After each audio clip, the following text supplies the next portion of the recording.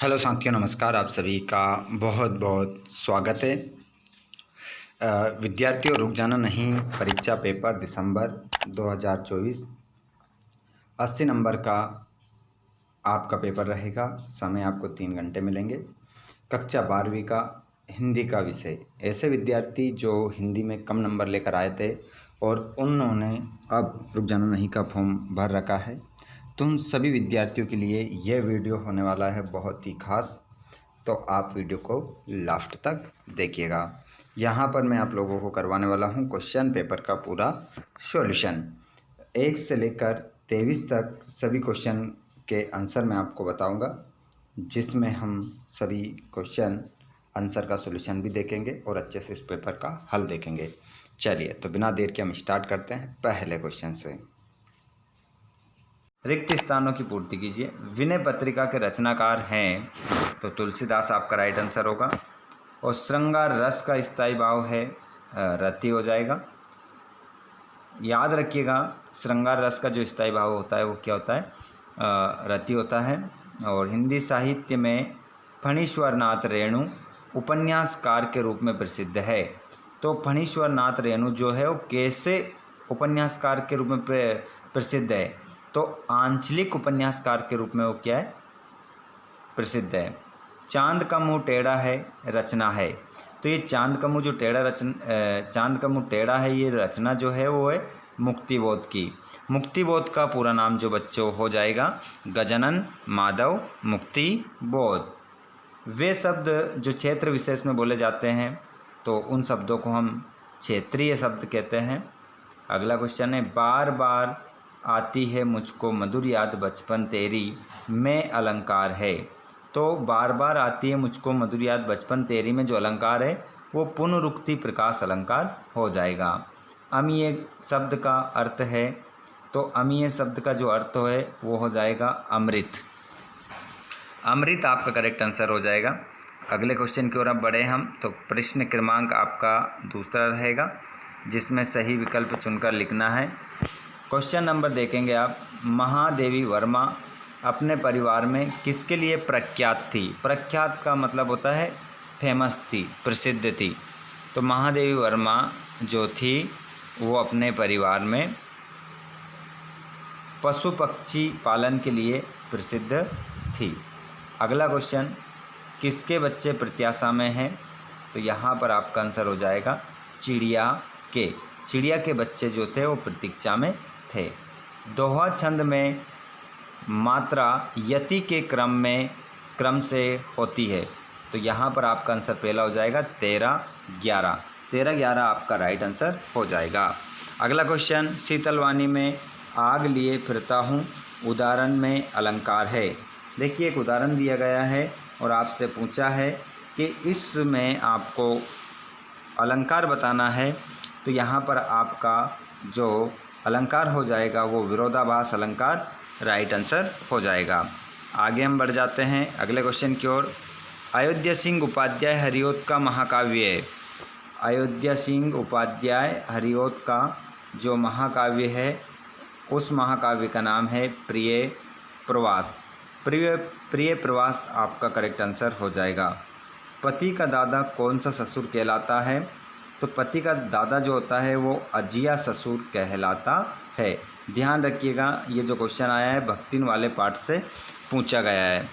अगला क्वेश्चन आप देखेंगे, एक शब्द एक वाक्य में उत्तर देना है। यशोधर बाबू की कहानी को दिशा देने में किसकी महत्वपूर्ण भूमिका रही है? तो यहाँ पर इस प्रश्न का जो उत्तर होगा पहले वाले का किशन दा आपका उत्तर हो जाएगा। किशन दा पाठ भी आपने पढ़ा होगा, तो उत्तर तो आपको याद ही होगा, किशन दा। अगला क्वेश्चन, सिल्वर वेडिंग पर भूषण ने अपने पिता को दिया था। तो सिल्वर वेडिंग पर भूषण ने अपने पिता को जो दिया था वो दिया था ऊनी गाउन।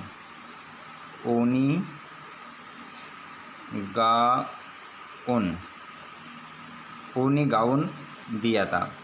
चलिए नेक्स्ट क्वेश्चन की ओर हम बढ़ते हैं। आधुनिक काल की सबसे महत्वपूर्ण विधा कौन सी है? आधुनिक काल की सबसे महत्वपूर्ण विधा कौन सी है? तो यहाँ पर आपका आंसर होगा कहानी। कहानी आपका राइट आंसर हो जाएगा। अगले क्वेश्चन को देखिए, पथिक जल्दी जल्दी क्यों चलता है? देखिए पथिक जल्दी जल्दी क्यों चलता है, तो यहाँ पर आपका आंसर हो जाएगा अपने लक्ष्य को पाने के लिए, या आप लिख सकते हैं अपनी मंजिल पाने के लिए, लक्ष्य प्राप्ति के लिए भी आप लिख सकते हैं। लक्ष्य प्राप्ति के लिए क्या करता है, वो जल्दी जल्दी चलता है, लक्ष्य प्राप्ति के लिए। ठीक है, आंसर आपका हो जाएगा।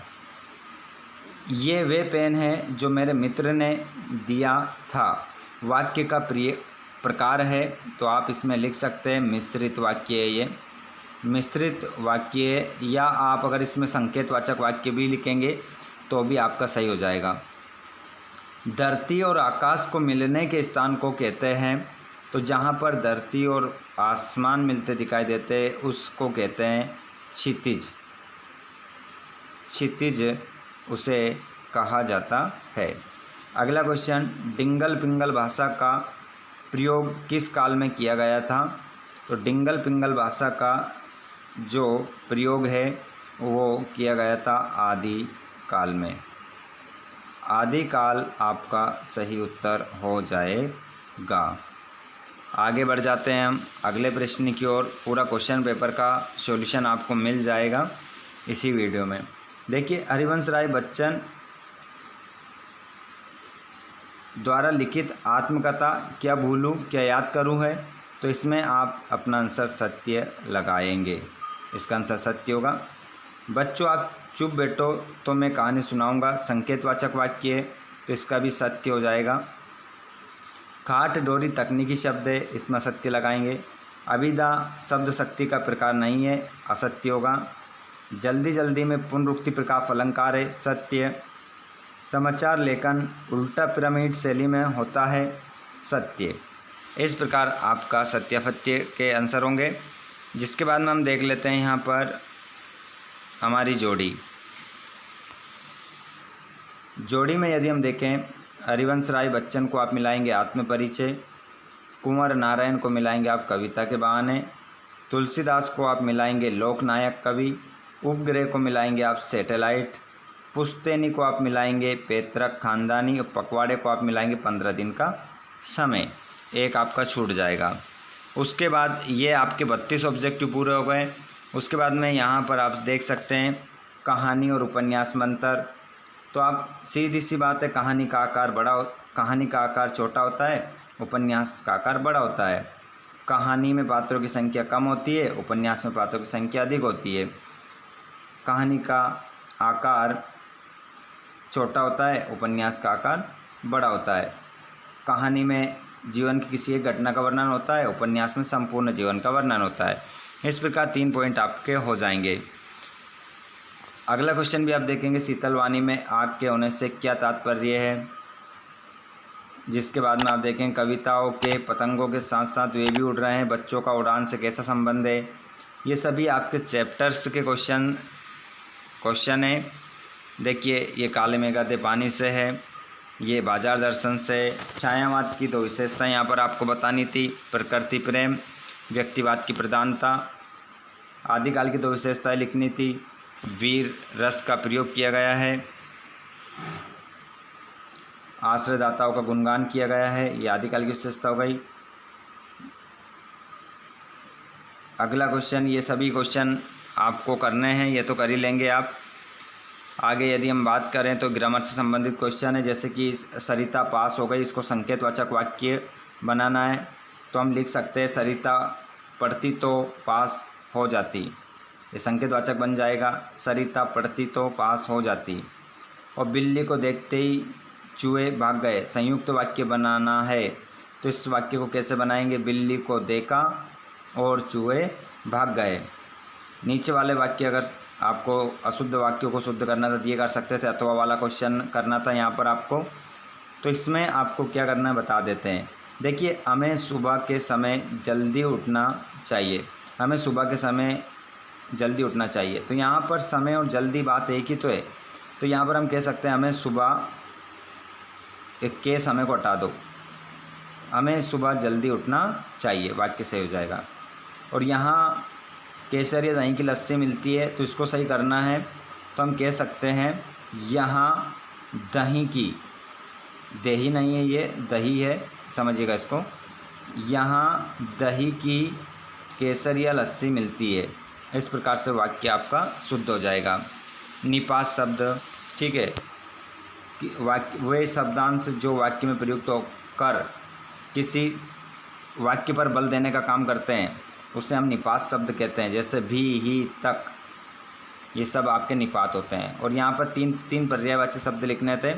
जैसे बादल को हम क्या कहते हैं, जलद भी कहते हैं, है ना, अम्बुद कहते हैं,